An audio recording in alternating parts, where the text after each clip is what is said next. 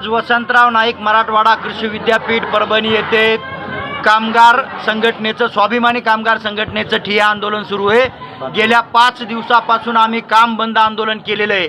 विद्यापीठामध्ये येणाऱ्या कंत्राटी कामगारांना केवळ तुटपुंजी रक्कम देऊन त्यांचं हे सातवण करत आहेत।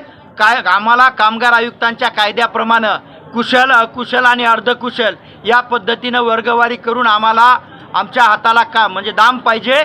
विद्यापीठ मात्र बिल्डिंग बांधायला 5 कोटीची बिल्डिंग 56 कोटीपर्यंत नेत आहे। 17 लाखाची गाडी 56 कोटीमध्ये खरेदी करत आहे।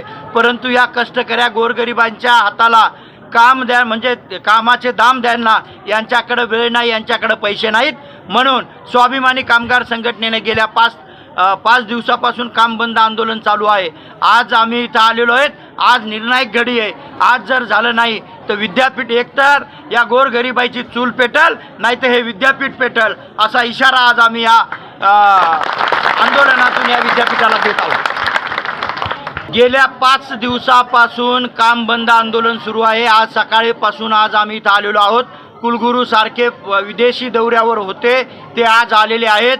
आज आल्यानंतर आज बघूया, चर्चा करून आणखी जर तोडगा निघाला तर ठीक आहे, तोडगा जर निघाला नाही तर स्वाभिमानी शेतकरी संघटना आणि स्वाभिमानी कामगार संघटना आंदोलनाची पुढची दिशा ठरवणार आहे।